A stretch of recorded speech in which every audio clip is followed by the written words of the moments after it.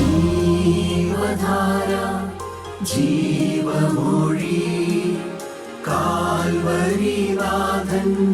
സ്നേഹമൊഴി തിരുനിറത്താൽ ജീവനേകും യേശുനാഥന്റെ ജീവമൊഴി ജീവധാര ജീവധാര ജീവധാര.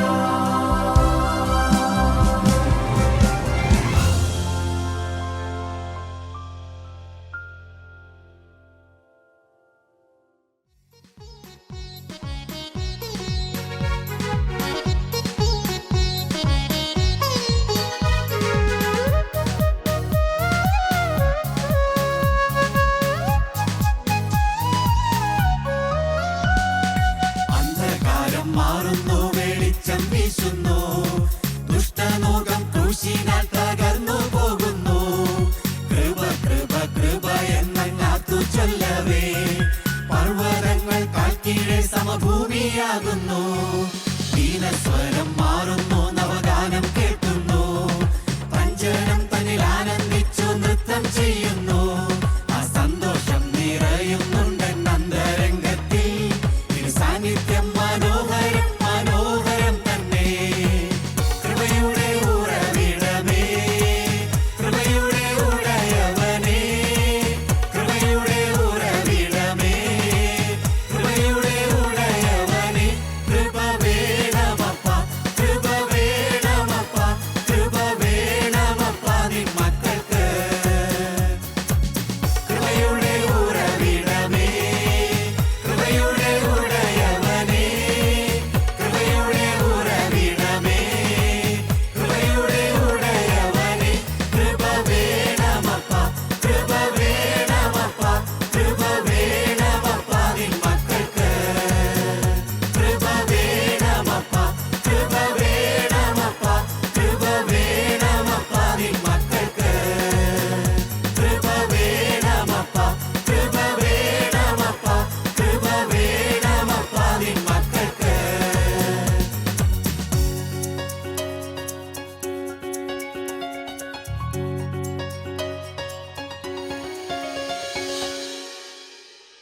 ദൈവത്തിന് സ്തോത്രം.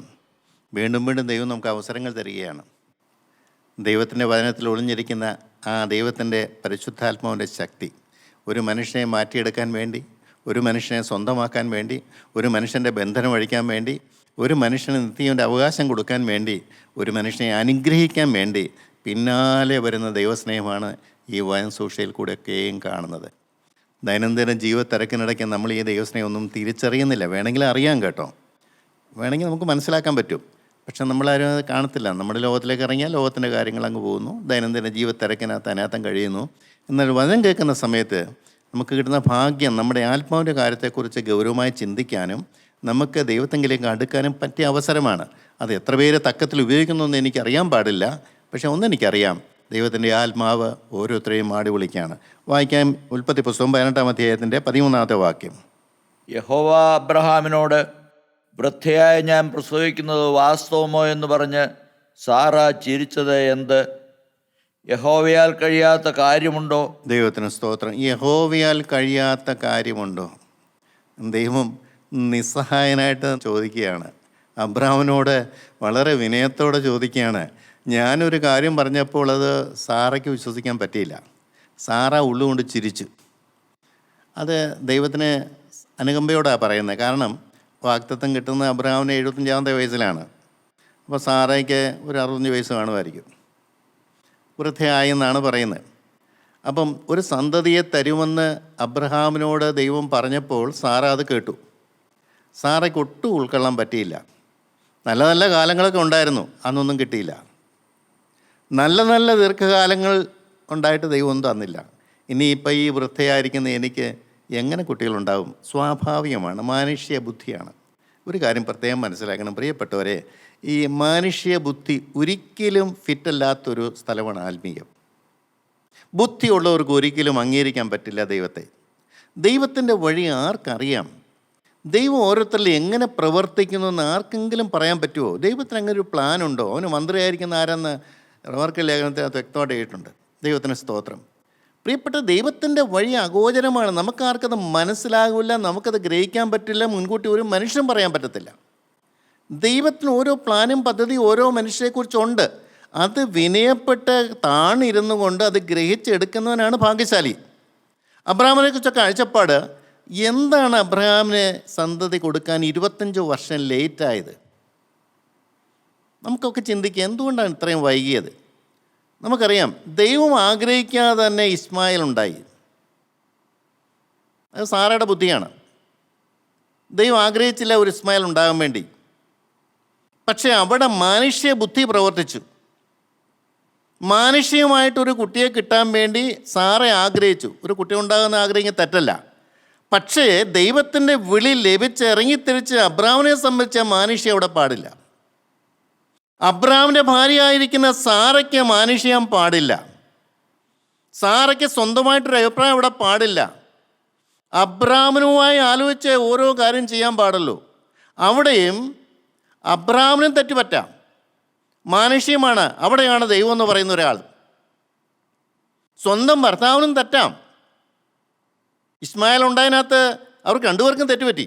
സാറ ആലോചന പറഞ്ഞു കൊടുത്തപ്പോൾ അബ്രാം ദൈവപുരുഷനാണ്, ദൈവവിളി കേട്ടവനാണ്. അബ്രാമിന് ദൈവത്തോട് ചോദിക്കാനുള്ള പ്രാഗൽഭ്യമുണ്ട്. ദൈവത്തോട് എന്തും ചോദിക്കാം. ദൈവസേനയിലേക്ക് മുഴങ്കാലം അടക്കാം. സാറ ഇങ്ങനെ പറയുന്നല്ലേ, എന്താ വേണ്ട കർത്താവേ, ഇത് ശരിയാണോ? ഇത് ഒന്ന് ചോദിക്കാൻ പാടില്ലായിരുന്നോ? ചോദിച്ചില്ല. സാറ പറഞ്ഞത് അപ്പടി അങ്ങ് അനുസരിച്ചു. അങ്ങനെയുണ്ട് വിവാഹ ജീവിതത്തിൽ, കുടുംബജീവിതത്തിൽ. ഭാര്യയും ഭർത്താവ് ഏക മനസ്സാന്ന് പറഞ്ഞിട്ട് കാര്യങ്ങളൊന്നും ഇല്ല. സാറ പറയുന്നത് ശരിയാണോ? അത് ദൈവഹിതപ്രകാരമുള്ള കാര്യമാണോ? ദൈവം എങ്ങനെ കാണുന്നു എന്നൊന്നും ചിന്തിക്കാൻ അബ്രഹാമിന് സാധിച്ചില്ല. പോട്ടെ, ദൈവം അതൊക്കെ ക്ഷമിച്ചു. എന്നിട്ടാണ് വാഗ്ദത്തം കൊടുക്കുന്നത്, നിനക്ക് ഞാൻ ഒരു സന്തതിയെ തരും. സന്തതിയെ തരുമെന്ന് നേരത്തെ പറഞ്ഞതാണ്. പക്ഷെ അത് ഡിലേ ആയതുകൊണ്ടാണ് സാറ കുരുട്ടുബുദ്ധിയോടെ ഉപയോഗിച്ചത്. ഒരു കുട്ടി ജനിക്കാനുള്ള മാനുഷികമായിട്ടുള്ള ശാരീരികമായിട്ടുള്ള കഴിവ് അബ്രഹാമിനും സാറയ്ക്കും ഉണ്ടെന്ന് ദൈവത്തിനറിയാം. ദൈവം പരിപാടി ചെയ്ത് ദൈവം അവർക്ക് കൊടുക്കുന്ന ഒരു സന്തതിയായിട്ട്, വാഗ്ദത്ത സന്തതി. ആ തലമുറയിൽ നിന്നാണ് ദൈവം ഈ ഒരു ഇസ്രായേൽ ഗൃഹത്തെ മുഴുവൻ അനുഗ്രഹിക്കാൻ ദൈവം കണ്ടിരിക്കുന്നത്. അത് ഇസ്മായിൽ പോലെ ജനിക്കേണ്ടതൊന്നും അല്ലത്. ദൈവത്തിൻ്റെ ആലോചനയും ദൈവത്തിൻ്റെ ഹിതവും ദൈവത്തിൻ്റെ കൃപയും ദൈവത്തിൻ്റെ ആത്മാവും എല്ലാം ഉള്ളൊരു ശിശുവാണ് അവിടെ വരേണ്ടത്. അതുകൊണ്ടാണ് ശരീരത്തിൻ്റെ ബലം ക്ഷയിക്കുന്നവരെയും ദൈവം കാത്തിരുന്നു. അബ്രഹാമിൻ്റെയും സാറയുടെയും ശാരീരിക ബലം കൊണ്ട് ഇനിയും കുട്ടി ഉണ്ടാകില്ലെന്ന് അവർക്ക് തന്നെ ഉറപ്പ് വന്ന സമയത്താണ് അവർക്കൊരു കുട്ടിയെ കിട്ടുന്നത്. എന്നിട്ട് പറയുന്നത്, ദൈവത്തിന് അസാധ്യമായ വല്ല കാര്യമുണ്ടോ? യഹോവയിൽ കഴിയാത്ത കാര്യമുണ്ടോ? പ്രായം ഒരു വിഷയമല്ല. നമ്മുടെ ആയിരിക്കേണ്ട അവസ്ഥ ദൈവത്തിന് പ്രവർത്തിക്കുന്നത് തടസ്സമേ അല്ല. എല്ലാവരും പറയും, എൻ്റെ കുടുംബം അങ്ങനെയാണ്, എൻ്റെ യൗവനകാലം അങ്ങനെയാണ്, എൻ്റെ പ്രകൃതം അങ്ങനെയാണ്, എൻ്റെ സിറ്റുവേഷൻ അങ്ങനെയാണ്, എനിക്ക് ദൈവത്തിൻ്റെ കൂടെ പോകാൻ പറ്റില്ല, ചിലർക്കൊക്കെ പോകാൻ പറ്റുമായിരിക്കും, അവർക്കെല്ലാ കാര്യങ്ങളൊക്കെ അനുകൂലമാണ് എന്നൊക്കെ പറയുന്നവരെ ഞാൻ കണ്ടിട്ടുണ്ട്. തികച്ചും തെറ്റായ കാര്യമാണ് പ്രിയരെ. എനിക്ക് വിട്ടുപിരിഞ്ഞ ദൈവത്തിന് പിന്നാലെ പോകാൻ പരിപാടിയില്ലാത്തതിന് വേറൊരാളെ പറഞ്ഞിട്ട് നമ്മൾ വഴിയാറുകയാണ്. ഇവിടെ ദൈവം പറയുന്നൊരു കാര്യമാണ്, നിനക്ക് ഞാൻ സന്തതിയെ തരും, സംശയമൊന്നുമില്ല എന്നുള്ള കാര്യം എൻ്റെ കാര്യമാണ്. അവിടെ എന്താണ് കാര്യം ഞാൻ വീണ്ടും പറയട്ടെ. അവിടെ ശാരീരികമായ നോർമൽ രീതിയിൽ ഒരു കുട്ടി ജനിക്കാനുള്ള ഒരു സാധ്യതയും ഇല്ലാത്ത സമയത്താണ് ദൈവം പ്രവർത്തിക്കുന്നത്. അവിടെയാണ് ദൈവനാമം മഹത്വപ്പെടുന്നത്. അത് ദൈവം തന്നതാണെന്നുള്ളത് നല്ല ഉറപ്പാണ്. ദൈവത്തിന് സ്തോത്രം. ഇസ്മായിൽ ഉണ്ടായി, ദൈവം തന്നതാണെന്നാലും പറഞ്ഞോ? അത് മാനുഷിക പരിപാടിയാണ്. ഇതുപോലെയാണ് പ്രിയ നമ്മുടെ ജീവിതത്തിലും അനേക ബുദ്ധിയുടെ പരിപാടി ദൈവത്തിൻ്റെ പരിപാടിയെ തുരങ്കം വെക്കുന്നു. ദൈവത്തിന് നല്ല പ്ലാൻ പതിയുണ്ട്. നമുക്ക് കാത്തിരിക്കാനുള്ള മനസ്സില്ല. നമുക്ക് ദൈവസന്നിധിയിൽ ഇരുന്ന് ശുദ്ധീകരണം പ്രാപിച്ച ദൈവഹിതപ്രകാരം കർത്താവെ തിരുഹിതം നടക്കണമെന്ന് കാത്തിരിക്കാൻ മനുഷ്യ മനസ്സില്ല. മുഴങ്കാലം അടക്കാനൊന്നും മനുഷ്യർക്ക് വലിയ പ്രയാസമുള്ള കാര്യമാണ്. ദൈവഹിതം അറിയാനും പാടാണ്, കാത്തിരിക്കാനും പാടാണ്. ദൈവത്തിൻ്റെ ഹിതം നടത്തണമെന്ന് നിർബന്ധമുള്ളവരും ചുരുക്കം പേരാണ്. പക്ഷേ ഇവിടെ കാത്തിരിപ്പൊന്നുമില്ല, അവർക്ക് കുട്ടിയെ കിട്ടി, ഇസ്മായിൽ. എന്നാൽ ദൈവസന്തതി അങ്ങനെയല്ല. ദൈവത്തിന് സ്തോത്രം. അതാണ് പറയുന്നത്, വാഗ്ദത്തം ലഭിച്ചിട്ടും അത് എത്രയും വേഗം നിവൃത്തിയാകാൻ വേണ്ടി അവർ കാത്തിരുന്നു. പക്ഷേ ദൈവത്തിന് അറിയാം, ഞാൻ ഇനി അത് കൊടുത്തു കഴിഞ്ഞാൽ ദൈവം തന്നതാണെന്നുള്ള വിശ്വാസം അവർക്ക് കിട്ടുകയില്ല. അതുകൊണ്ട് 25 വർഷം കഴിഞ്ഞിട്ടാണ് അവർക്ക് ഇസ്ഹാക്കിനെ കിട്ടുന്നത്. ദൈവത്തിന് സ്തോത്രം. ഇസ്ഹാക്കിനെ കിട്ടിയിട്ടോ അബ്രഹാമിൻ്റെ സ്നേഹം ഇസ്ഹാക്കിലേക്ക് പോയി. ദൈവത്തിന് സ്തോത്രം. അബ്രഹാമിൻ്റെ ഇസ്ഹാക്ക് എന്നാണ് ഇസ്ഹാക്കിൻ്റെ പേര്. ദൈവത്തിന് സ്തോത്രം. അത് ദൈവത്തിൻ്റെ ഇസ്ഹാക്കായി മാറിയാലേ ദൈവത്തിന് ഇസ്ഹാക്കിനെ അനുഗ്രഹിക്കാൻ പറ്റുള്ളൂ. മനുഷ്യനല്ലേ, 100 വർഷം കാത്തിരുന്നൊരു കുട്ടിയെ ഉണ്ടായി കഴിയുമ്പം സ്നേഹം അങ്ങോട്ട് പോയി. എന്നാൽ ദൈവം പറയുന്ന, മകനെ, ആ ഇസ്ഹാക്ക് ഉണ്ടായെന്നുള്ളതുകൊണ്ട് നിനക്ക് സന്തോഷിക്കാൻ വകയൊന്നുമില്ല. ഞാനാണ് നിൻ്റെ അതിമഹത്തായ പ്രതിഫലം. ഞാനാണ് നിൻ്റെ അതിമഹത്തായ പ്രതിഫലം. വേറെ ഒന്നും നിൻ്റെ പ്രതിഫലമല്ല. വേറെ ഒന്നും നിനക്ക് സന്തോഷിക്കാൻ വകയൊന്നുമില്ല. കൃത്യമായിട്ട് അവിടെ പറഞ്ഞു. അബ്രഹാമിനൊന്നും മനസ്സിലായില്ല. ഒരു സമയം കഴിഞ്ഞപ്പോൾ അബ്രഹാമിനോട് പറഞ്ഞു, നീ മോറിയാമലയെ കൊണ്ടുവന്ന് ഇസ്ഹാക്കിനെ യാഗം കഴിക്കാൻ. ദൈവത്തിന് സ്തോത്രം.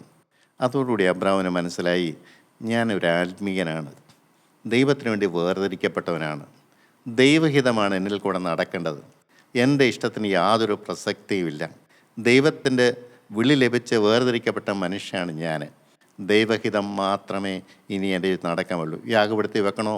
ഓ, റെഡി, തയ്യാറെന്ന് പറഞ്ഞു. എൻ്റെ പ്രിയരെ, നമ്മുടെ ജീവിതത്തിൽ എന്തെല്ലാം അറ്റാച്ച്മെൻറ്റ്സ് നമുക്കുണ്ട്. നമ്മളോട് യാഗപ്പെടുത്തി വെക്കാൻ പറയത്തില്ല, പക്ഷേ ഒരു ആത്മീയ യാഗപീഠമുണ്ട്. ക്രൂശിൻ ചൂടാണത്. എല്ലാം കൊണ്ട് ഇറക്കി വെക്കുക. എനിക്ക് പ്രിയങ്കരമായത് മുഴുവനും, എനിക്ക് സന്തോഷം തരുന്ന മുഴുവനും, എൻ്റെ ബലം മുഴുവനും, എൻ്റെ ഉറപ്പ് മുഴുവനും, എൻ്റെ ധൈര്യം മുഴുവനും, എനിക്കുള്ളതെല്ലാം ആ ക്രൂശിൻ ചൂട്ടിക്കൊണ്ടുവന്ന് വെക്കാത്തവർക്കൊന്നും യേശുക്രിസ്തുവിനെ കാണാൻ പറ്റില്ല. ദൈവത്തിന് സ്തോത്രം. ദൈവത്തിൻ്റെ കാര്യപരിപാടി നടക്കണോ? ഈ മനുഷ്യൻ, മജ്ജയും മാംസമുള്ള ഈ മനുഷ്യൻ ക്രൂശിൻ ചുവട്ടിലെ രക്തത്തിൽ വീണേ പറ്റുള്ളൂ. ആ രക്തം തളിച്ചേ പറ്റുള്ളൂ. എനിക്ക് സ്വന്തമെന്ന് പറയാൻ ഒന്നുമില്ലെന്ന് ഞാൻ തന്നെ പറഞ്ഞേ പറ്റുള്ളൂ. എനിക്കുള്ളതെല്ലാം ഞാൻ നിന്റെ യാഗപ്പെടുത്തി വെക്കുന്നു എന്ന് ഞാൻ പറഞ്ഞിട്ടല്ലാതെ ദൈവത്തിൻ്റെ ആത്മാവിൻ്റെ മേൽ ഇറങ്ങുകയില്ല. പ്രിയപ്പെട്ടവരെ, വന്നും പോയിരിക്കുന്ന ഒരു ആത്മാവിനെ ദൈവം തരാൻ ആഗ്രഹിക്കുന്നില്ല. ചിലപ്പോൾ ദൈവം അതങ്ങ് ചെയ്തെന്നിരിക്കും. ഒരു തീരുമാനം എടുക്കുമ്പോൾ കൃപ കിട്ടും, പാപം വരുമ്പം ആത്മാവ് മാറിപ്പോവും, വീണ്ടും അനുദപിക്കുമ്പോൾ കൃപ കിട്ടും, വീണ്ടും ഇങ്ങനെ വരുമ്പോൾ ആത്മാവ് വീണ്ടും വരും. ഇങ്ങനെയൊന്നും അധികകാലമൊന്നും ദൈവം, എൻ്റെ ആത്മാവ് സദാകാലവും മനുഷ്യനോട് വാദിച്ചുകൊണ്ടിരിക്കുകയില്ല. വ്യക്തമായിട്ട് ഉൽപ്പത്തി പുസ്തകത്തിൽ പറയുന്നുണ്ട്. ദൈവത്തിന് അങ്ങനെ നിന്ദാപാത്രമായിട്ട് ഒരു മനുഷ്യൻ്റെ ഹൃദയം വിട്ട് ഇറങ്ങിപ്പോകുന്ന, നിന്നയോട് ഇറങ്ങിപ്പോകുന്ന സഹിക്കാൻ പറ്റുന്ന കാര്യമല്ല. പ്രതീക്ഷയോടെ ദൈവം വന്നിട്ട് ആ ഹൃദയത്തിൽ അവൻ ഇരിക്കുന്ന സമയത്ത് തന്നെ സാത്താനുമായിട്ടുള്ള ബന്ധം വന്നു കഴിഞ്ഞാൽ ദൈവം ഹൃദയം ഇറങ്ങിപ്പോവും, നിന്ദാപാത്രമായിട്ട് ഇറങ്ങിപ്പോവും. അത് ദൈവത്തിന് സഹിക്കാൻ പറ്റുന്ന ഒരു കാര്യമല്ല. അതുകൊണ്ട് ഉറപ്പേറിയ തീരുമാനം എടുക്കാത്തവരുടെ ഉള്ളിലേക്ക് ആത്മാവ് സ്ഥിരമായിട്ട് വരികയില്ല. എന്ത് കാരണം വന്നാലും ശരി, എൻ്റെ ഹൃദയം അങ്ങോട്ട് ചായൂല്ല, എൻ്റെ ഹൃദയം പാപത്തിലേക്ക് തിരിയില്ല, ലോകത്തിൻ്റെ മോഹങ്ങൾക്ക് ഞാൻ പോവുകയില്ല. ഒരു സ്ത്രീയെ കണ്ടാൽ വീഴാനുള്ളതേ ഉള്ളോ നീയെ? എൻ്റെ ദൈവത്തിന് സ്തോത്രം. പ്രിയപ്പെട്ടവരെ, മോഹത്തോടെ നോക്കിയാൽ വ്യഭിചാരം ചെയ്തു പോയിന്ന് വരുമല്ലോ. ഞാൻ ഒന്നുകൂടെ പറയട്ടെ, മോഹമൊന്നും വേണ്ട. ഒന്ന് നോക്കി ഒരു ചെറിയൊരു കൊള്ളിയാൻ മിന്നിയാൽ മതി. മോഹമൊന്നും വരണമെന്നില്ല, വ്യഭിചാരിന്ത വരണമെന്നൊന്നുമില്ല. ഒരു താല്പര്യം വന്നാൽ മതി, ഒരു രസം തോന്നിയാൽ മതി, ആത്മാവ് മാറിപ്പോവും. ഇതാണ് ദൈവത്തിൻ്റെ വഴികൾ. ആ സ്നേഹം എങ്ങും പോകാൻ ദൈവം സമ്മതിക്കത്തില്ല. പ്രിയപ്പെട്ടവരെ, അങ്ങനെ പോയി കഴിഞ്ഞാൽ അവൻ ഏതെങ്കിലും ഒരു സമയത്ത് അവൻ വീണുപോകും, യാതൊരു സംശയവുമില്ല. ഒരു പാപത്തിൻ്റെ ലാഞ്ചന പോലും വരാതെ വണ്ണം തന്നെത്താൻ സൂക്ഷിച്ച് ദൈവത്തിൻ്റെ പരിശുദ്ധാത്മാവിൻ്റെ തീജ്വാല ഇറങ്ങാൻ വേണ്ടി കാത്തിരിക്കുന്നവർക്ക് മാത്രമേ ഇത് കിട്ടുകയുള്ളൂ. അല്ലാത്തവർക്ക് ഈ ഭൂമിയിൽ ജീവിക്കാം, വചനം കേട്ടും വേല ചെയ്തും ഒക്കെ ജീവിക്കാൻ പറ്റും, പക്ഷേ ദൈവത്തിനടുത്ത് ഉപയോഗിക്കാൻ പറ്റില്ല. നമുക്ക് വ്യക്തമായിട്ട് അറിയാം. ദൈവത്തിന് സ്തോത്രം. പ്രിയപ്പെട്ടവരെ, അബ്രഹാമിൻ്റെ ഭാര്യ ദൈവം പ്രതീക്ഷിച്ചതല്ല, പക്ഷെ ഉള്ളുകൊണ്ട് ചിരിച്ചു. ദൈവം സങ്കടത്തോടെ പറയുകയാണ്, എനിക്ക് അസാധ്യമായ കാര്യം വല്ലതും ഉണ്ടോ? നീ എന്തിനാ ചിരിച്ച്? അവിശ്വാസത്തിൻ്റെ ചിരിയാണ്. പക്ഷെ അതെല്ലാം ദൈവം ക്ഷമിച്ചു കൊടുത്തു. എൻ്റെ ദൈവത്തിന് സ്തോത്രം. നമ്മളായിരിക്കുന്ന അവസ്ഥയിൽ നമ്മളെ കരുതുകയും സ്നേഹിക്കുകയും വാത്സല്യിക്കുകയും ചെയ്യുന്ന ഒരു ദൈവമുണ്ട്. കുറവുകളുണ്ട്, നമ്മൾ സമ്മതിച്ചാൽ മാത്രം മതി. ആ കുറവുകൾ ക്ഷമിച്ച് പുറത്ത് നമുക്ക് വാഗ്ദത്ത പ്രകാരം പരിശുദ്ധാത്മാവിനെ തരാവുന്ന ദൈവം ഇന്നും ഓരോരുത്തരോടും വാക്ക് പറയാണ്. രണ്ടാമത്തെ കാര്യം ലൂക്കോസ് സുവിശേഷം 1-ാം ഈ 37-ാമത്തെ വാക്യം. ഗബ്രിയേൽ ദൂതൻ കന്യമാതാവിനോട് പറയുന്ന ഒരു കാര്യമാണ്. ദൈവത്തിന് ഒരു കാര്യവും അസാധ്യമല്ലല്ലോ എന്ന് ഉത്തരം പറഞ്ഞു. ദൈവത്തിന് ഒരു കാര്യവും അസാധ്യമല്ലല്ലോ. പാവം കന്യകയായ മറിയ, ദൈവദൂതൻ വന്ന് ദൈവത്തിൻ്റെ സ്വർഗത്തിൻ്റെ കാര്യപരിപാടി മുഴുവൻ പറഞ്ഞു കൊടുത്തു. ദൈവം നിന്നോടുകൂടിയുണ്ട്, നിനക്ക് ദൈവത്തിൻ്റെ കൃപ ലഭിച്ചു, നിന്നിലെ അത്യുന്നതൻ ജനിക്കാൻ പോവുകയാണ്, അവൻ യാക്കോബ് ഗൃഹത്തിൻ്റെ അധിപനായിരിക്കും, ദാവീദിൻ്റെ സിംഹാസനം അവന് കൊടുക്കും, ദൈവത്തിൻ്റെ സ്തോത്രം, അവൻ അത്യുന്നതനെ വിളിക്കപ്പെടും. എല്ലാം പറഞ്ഞ് ഒന്നും മനസ്സിലായില്ല. ആ പാവം പെൺകുട്ടിക്ക് എന്ത് മനസ്സിലാക്കാനാണ്? ഗബ്രിയേൽ ദൂതനെ കണ്ടപ്പോൾ തന്നെ ആ പേടിച്ചുപോയി. പിന്നെ ഈ കുറേ വാഗ്ദത്തങ്ങൾ അങ്ങോട്ട് കൊടുത്തു, ദൈവത്തിൻ്റെ സ്തോത്രം, വല്ലതും മനസ്സിലാവുമോ? ഇതൊന്നും ദൈവം കണക്കെടുത്തില്ല. പക്ഷെ ഒരു കാര്യം ഗബ്രിയേൽ ദൂതൻ ആഗ്രഹിച്ചു, ഒരു വാക്കെന്ന് പറയണം, ഒരു കൺസെൻറ്റ്. ഈ വലിയ സംഭവം നടക്കാൻ ഞാൻ അനുവാദം തരുന്നു, എനിക്ക് മനസ്സാണെന്നൊരു വാക്ക് പറയണം. പക്ഷേ ഭയപ്പെട്ടിരുന്നുകൊണ്ട് മാതാവിനെ ഒന്നും പറയാൻ അന്നേരം സാധിച്ചില്ല. ദൂതൻ അവിടെ നിൽക്കുകയാണ്, എന്തെങ്കിലും വിവരം കിട്ടിയിട്ട് വേണ്ടേ പോകാൻ വേണ്ടി. ദൈവത്തിന് സ്തോത്രം. അവിടെയാണ് ഒരു കാര്യം പറഞ്ഞു, ഗർഭം ധരിക്കുമെന്ന് പറഞ്ഞു, വിവാഹം കഴിഞ്ഞിട്ടില്ല, പക്ഷെ ഗർഭം ധരിക്കുമെന്ന് പറഞ്ഞു. ഒട്ടും മനസ്സിലാകാത്ത കാര്യമാണ്. ആ ഒരു റിസ്ക് എടുക്കാൻ ഏതെങ്കിലും സ്ത്രീ തയ്യാറാകുമോ? ഗബ്രിയേൽ ദൂതനാണെന്ന് പറഞ്ഞെന്ന് പറഞ്ഞാൽ പോലും ആ റിസ്ക് എടുക്കാൻ ആരെങ്കിലും തയ്യാറാകുമോ? അതാണ് പ്രിയപ്പെട്ടവരെ വില കൊടുക്കുക എന്ന് പറയുന്നത്. ആ മാതാവിൻ്റെ ഒന്ന് ആലോചിച്ച് നോക്കി, ബുദ്ധി കൊണ്ടൊന്ന് ചിന്തിച്ചാൽ ആരെങ്കിലും ആ റിസ്ക് എടുക്കുമോ? ഞാൻ പലവട്ടം ആലോചിച്ചിട്ടുണ്ട്, എന്നോടാണ് അങ്ങനെ പറഞ്ഞുകൊണ്ട് ഞാൻ ആ റിസ്ക് എടുക്കുമോ? ഇപ്പോഴല്ല, നേരത്തെ ആണെങ്കിൽ. പ്രയാസമാണ് പ്രിയരെ. എന്നാൽ ഇവിടെ പറയുന്നുണ്ട്, ഒരു കാര്യം പറയുന്നുണ്ട്, അത്യുന്നതൻ്റെ ശക്തി നിൻ്റെ മേൽ വരും. ഇതെങ്ങനെ സംഭവിക്കുമെന്ന് ചോദിച്ചപ്പോൾ ദൂതൻ പറഞ്ഞു, പരിശുദ്ധാത്മാവ് നിൻ്റെ മേൽ വരും, അത്യുന്നതൻ്റെ ശക്തി നിൻ്റെ മേൽ നിഴലും, പരിശുദ്ധാത്മാവ് നിൻ്റെ മേൽ വരും, ദൈവത്തിൻ്റെ ശക്തി നിൻ്റെ മേൽ വരും. നിനക്കൊന്നും പേടിക്കേണ്ട കാര്യമില്ല. നിനക്ക് മനസ്സിലാകുന്നില്ലെന്ന് സാരമില്ല, നീ വിശ്വസിക്ക്, നീ വിനയപ്പെട്, അത്യുന്നതൻ നിൻ്റെ മേൽ ഇറങ്ങി വരും. ഏത് മനുഷ്യർക്ക് ആഗ്രഹമുള്ള കാര്യമല്ലേ പരിശുദ്ധാത്മാവിൻ്റെ ശക്തി നിറവെന്നൊക്കെ പറയുന്നത്. അത് വന്നപ്പോൾ അവർക്ക് കുറച്ച് മനസ്സിലായ കാര്യം, ഇത് ദൈവിക കാര്യപരിപാടിയാണ്. എന്നെ നോക്കി ദൈവം ആശയോടെ വന്നിരിക്കുകയാണ്, എന്നോട് അനുവാദം ചോദിക്കാൻ വന്നാണ്. അപ്പം ഞാൻ അനുവാദം കൊടുക്കുന്നില്ലേ, ദൈവത്തിൻ്റെ ആത്മാവ് പോകും, വേറെ ആരെങ്കിലും അല്ലെ ആ ഭാഗ്യപദവി കിട്ടും. അവരേക്ക് മനസ്സിലായി. എന്നിട്ട് ഒരു കാര്യം കൂടെ പറഞ്ഞു കൊടുത്തു, ദൈവത്തിന് വല്ല അസാധ്യമായ വല്ല കാര്യമുണ്ടോ? ദൈവത്തിന് ഒരു കാര്യവും അസാധ്യമല്ലല്ലോ. നിൻ്റെ ഭയം മാറ്റാൻ ദൈവത്തിന് കഴിയും, നിനക്ക് ആത്മാവിൽ ഉറപ്പ് തരാൻ ദൈവത്തിന് കഴിയും. നീ ഉദ്ദേശിക്കുന്ന കഷ്ടപ്പാടുകളെല്ലാം വന്നാലും ഒരു കൂസലുമില്ലാതെ നിൻ്റെ ആത്മാവിന് ക്ഷേതമൊന്നും പറ്റാതെ നിർത്താൻ ഞാൻ കഴിയും. ഞാൻ നിൻ്റെ കൂടെ കാണും, ഞാൻ നിൻ്റെ ഹൃദയത്തിൽ വസിക്കും, ഞാൻ നിന്നെ ബലപ്പെടുത്തും, നീ ഒന്നുകൊണ്ടും പേടിക്കേണ്ട, ധൈര്യപ്പെടുത്തി. ദൈവത്തിന് സ്തോത്രം. മറിയ, ഞാൻ കർത്താവിൻ്റെ ദാസി, നിൻ്റെ വാക്കുപോലെ എനിക്ക് ഭവിക്കട്ടെ എന്ന് പറഞ്ഞു. സ്വർഗത്തിന് സന്തോഷമായി പരിശുദ്ധാത്മാവയുടെ മേലിറങ്ങി. ഇതെന്നെ വളരെ ചിന്തിപ്പിച്ചൊരു വിഷയമാണ്. നമ്മളൊന്നും കന്യകളല്ല എന്ന് ചിന്തിച്ചാൽ പോലും ഓരോ മനുഷ്യൻ ജനിച്ചു കഴിയുമ്പോഴും ഓരോ മനുഷ്യൻ്റെ മേലും ദൈവത്തിൻ്റെ സ്നേഹം എന്ന അവലോടൊന്ന് മാടി വിളിക്കുകയാണ്, എനിക്ക് വന്ന് പാർക്കാൻ നീ ഹൃദയം തരുമോ? നിൻ്റെ ഹൃദയത്തിൻ്റെ സകല മ്ലേച്ഛതകൾ ഞാൻ മാറ്റിത്തരാം, പാരമ്പര്യത്തിൻ്റെ ശാപം ഞാൻ മാറ്റിത്തരാം, ഞാൻ നിന്നെ ഉയർത്താം, നിൻ്റെ സ്ഥിതി ഞാൻ മാറ്റിത്തരാം, നിൻ്റെ നാവിൽ പരിശുദ്ധാത്മാവിൻ്റെ തീ ഞാൻ തരാം, നിൻ്റെ കഴിഞ്ഞ കാലങ്ങൾ മാറി പാപം ചെയ്യാത്ത അവസ്ഥയിലേക്ക് ഞാൻ നിന്നെ കൊണ്ടുവരാം, എൻ്റെ ശക്തി നിൻ്റെ മേൽ ഞാൻ പകരും, ഞാൻ നിൻ്റെ കൂടെ കഴിയും മരണത്തോളം. എത്ര പേർക്ക് വിശ്വസിക്കാൻ പറ്റും?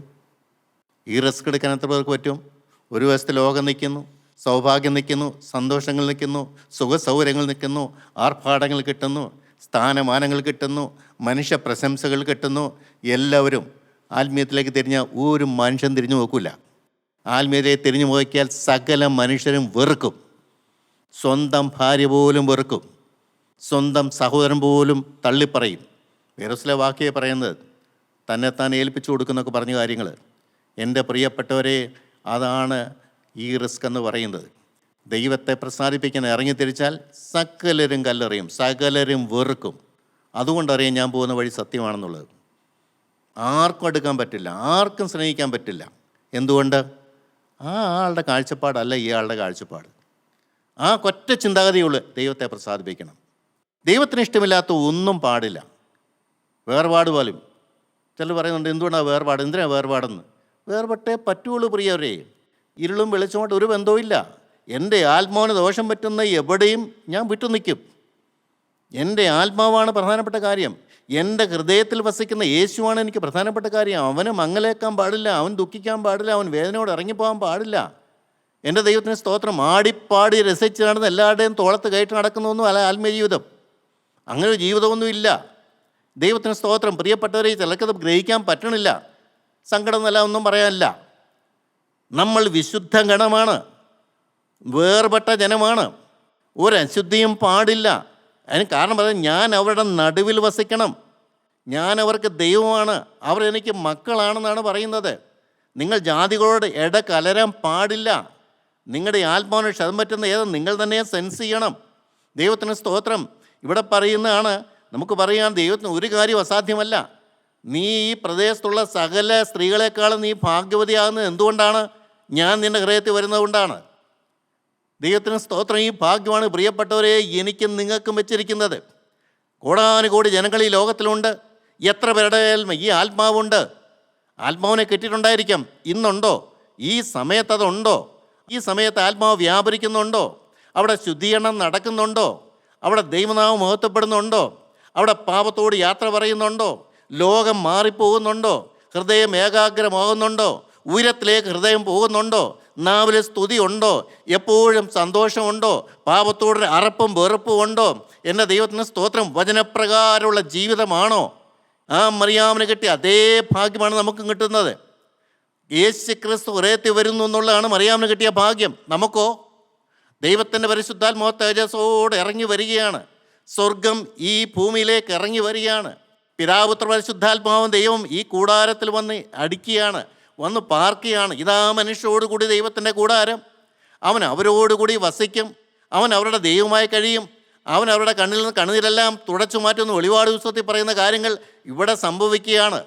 എൻ്റെ ദൈവത്തിന് സ്തോത്രം. ഇത്ര മനോഹരമായൊരു ജീവിതം എൻ്റെ പ്രിയരെ നിങ്ങൾക്കത് പ്രിയങ്കരമായി തോന്നുന്നുണ്ടോ? തോന്നുന്നില്ലെങ്കിലും സാരമില്ല.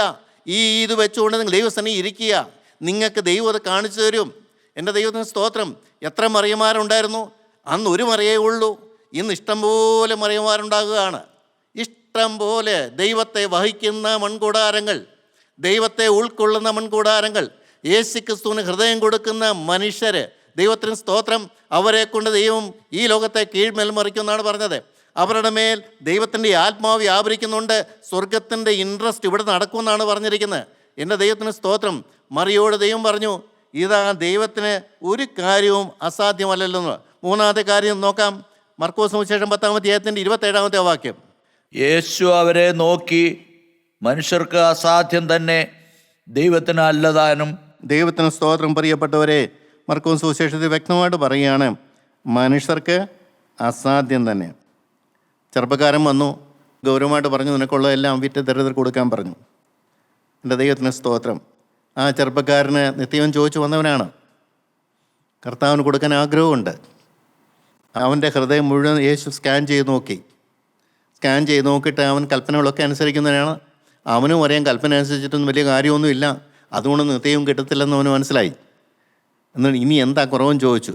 അന്നേരം യേശു അവനോട് പറഞ്ഞു, കുറവ് ചോദിച്ചവനോട് യേശു പറഞ്ഞു, നിനക്ക് ദ്രവ്യാഗ്രഹമുണ്ട്, നിനക്കുള്ളതെല്ലാം വിറ്റ് ദരിദ്രർക്ക് കൊടുക്കുക, അപ്പോൾ സ്വർഗത്ത് നിക്ഷേപം വരും, നീ എൻ്റെ പിന്നാലെ വരാൻ പറഞ്ഞു. ഒട്ടും ദഹിക്കാത്തൊരു കാര്യമാണ്. അങ്ങനെ ഒരു കൽപ്പനയില്ല. അവൻ്റെ ന്യായപ്രമാണത്തിൽ അങ്ങനെ ഒരു കൽപ്പനയില്ല. സകലവും വിറ്റ് വരണമെന്ന് ആരോടും പറഞ്ഞിട്ടില്ല. അപ്പോൾ അങ്ങനെ ഒരു കൽപ്പന ഇല്ലാത്ത സ്ഥിതിക്ക് അങ്ങനെ ഒരു പുതിയ കൽപ്പന ഈ ഗുരു കൊടുത്തപ്പോൾ അവനത് ഉൾക്കൊള്ളാൻ പറ്റിയില്ല.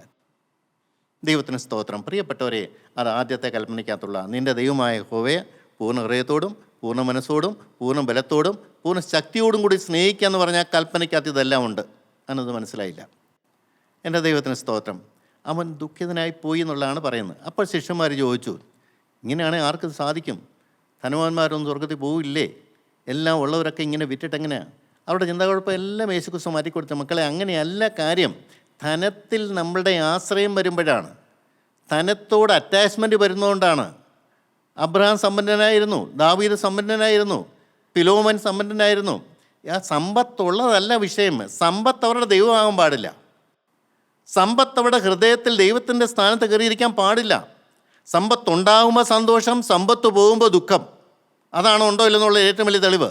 സമ്പത്തിലുള്ള സന്തോഷം, സമ്പത്ത് കൊണ്ടുള്ള ദുഃഖം, ഈ ലോകത്തുള്ളത് എല്ലാം അങ്ങനെയാണ് പ്രിയപ്പെട്ടത്. എന്ത് കിട്ടിയാലും അപ്പോഴത്തേക്കൊരു സന്തോഷം, അത് പോയി കഴിയുമ്പോൾ നമുക്ക് ദുഃഖമാണ്, നമുക്ക് ടെൻഷൻ, നമുക്ക് ഭാരമാണ്. എന്നാൽ ദൈവാത്മാവ് ഹൃദയത്തിൽ വന്നാൽ വല്ല പ്രശ്നമുണ്ടോ? എന്നും സന്തോഷം, എന്നും സമാധാനം, എന്നും ആശ്വാസം. ആ ചെറുപ്പക്കാരന് എന്നോട് കർത്താവ് ഒന്നും പറഞ്ഞില്ല, നിനക്ക് ഞാൻ സാധിപ്പിച്ചു തരാമെന്നൊന്നും പറഞ്ഞില്ല. അവന് കാര്യങ്ങളൊക്കെ അറിയാം, വചനമെല്ലാം നന്നായിട്ട് അറിയുന്നവനാണ്. എന്നാൽ ഇവൻ മടങ്ങി വരേണ്ടതായിരുന്നു.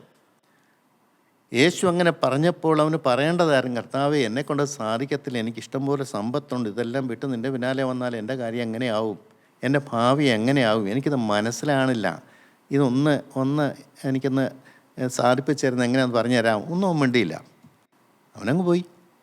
ഇത്രയേ ഉള്ളൂ. വചനം കേൾക്കാൻ ഇഷ്ടംപോലെ ആൾക്കാർ വരുന്നുണ്ട്. കേട്ടിട്ട് ചിലർ ഗ്രഹിച്ചാലും തീരുമാനം എടുക്കില്ല, ചിലർ തീരുമാനം എടുക്കും, എന്നിട്ട് അപ്പത്തെ തീരുമാനം എല്ലാം പോയി പഴയ പോലെ പിന്നെ ജീവിക്കും. ലോകത്തിൻ്റെ സ്വാധീനം, പഴയ മനുഷ്യൻ്റെ സ്വാധീനം, ജഡത്തിൻ്റെ സ്വാധീനം മനുഷ്യനെ ഓവർടേക്ക് ചെയ്യുകയാണ്.